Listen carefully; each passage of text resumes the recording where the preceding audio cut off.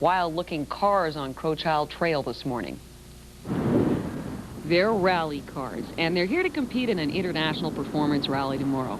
They carry lots of headlights, lots of advertising, and very tiny mufflers.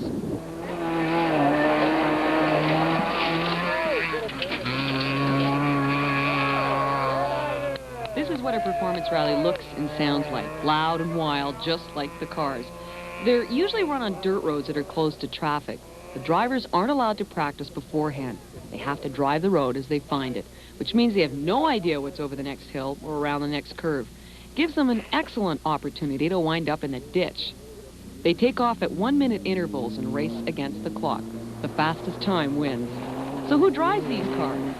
People like Linda Wintonick from Edmonton. She'll be one of the few women drivers in tomorrow's rally, and she hopes there'll be lots of spectators. Definitely. The first spectator stage is at Canada Olympic Park tomorrow morning at 11 a.m. And the second spectator stage will be starting, I believe, at noon at Lock End Road, which is approximately 20 kilometers north of Calgary. Is it safe for people to watch? We're not going to get killed? As long as they're not standing on the outside of a corner. There's instructions. There'll be marshals around to tell you where to go. There's safe places to watch and there's unsafe places to watch. So there, if you want more information, call 274-6304, 274-6304. If you want information on the weather, they got to talk to Steve Rothfeld. He's up on the roof. The annual Rocky Mountain Rally, which is part of the North American, the Canadian, and the Western Canadian Championship Series, runs tomorrow, starting here in Calgary. This year's event features a pair of first-time entrants, one of whom is from right here in the city. Please think of your own special idea for that part. During business hours, Janice McKibben spends her time as a grade 1 teacher at Alex Monroe Elementary School. But in her spare time, she endeavors to be much more daring as she strives to break down the predominantly male-dominated barriers in the motorsports world of rally racing. Well, I'd like to see more women involved in motorsports because it is a very fun sport, and there are a lot of women who are interested in cars and in motorsports, but they don't know who to contact or where to go, or if they can do it. So we decided that we would go out with an all-women's team and promote women's involvement in motorsports. You have to have your helmet out. No, it's a closed-faced helmet.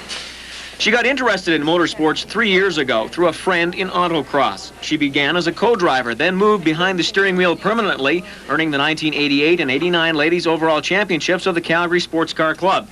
This weekend, she, co-driver Denise Guillen, and their support crew take part in their first ever sanctioned rally event in the Rocky Mountain Rally. In order to be good, I think that you need great concentration, one lapse of not thinking and you're off the road. And but basically, I think if you go out and you have fun, then you've been successful. And so I think we'll be successful in that sense. Janice will be driving this 1977 Toyota Corolla, and if past performance means anything, it should give her confidence. Tim Bendel used it to win the 1984 and 85 Canadian Rally Championship. For the moment. This is Janice McKibben, a grade 1 teacher at Alex Monroe Elementary. She's taught for 5 years, but come tomorrow, she'll try for the first time in her life to drive in her very first sanctioned rally car motor race. The Rocky Mountain Rally, part of the Canadian Rally Championship. And she will be trying to overcome the all-male stigma of motorsports. The men have been great. I have a mechanic, Barry Guernsey, who's been working super hard on my car, and I have another friend, Art McKenzie, who's helped me with some organization. And but the men have been really supportive, and they think it's really great. For Janice and her all-woman crew, this is indeed a first for all of them. Janice also skydives and scuba dives, and she hopes her experience in motor racing will someday rub off on her students. And they're excited. They think it's neat. They also know that I skydive and scuba dive, and they think that's neat too. So that's a great way to keep them interested in something else besides schoolwork. Oh yeah, and then well, perhaps someday maybe one of them will become interested in cars and do some rally racing too.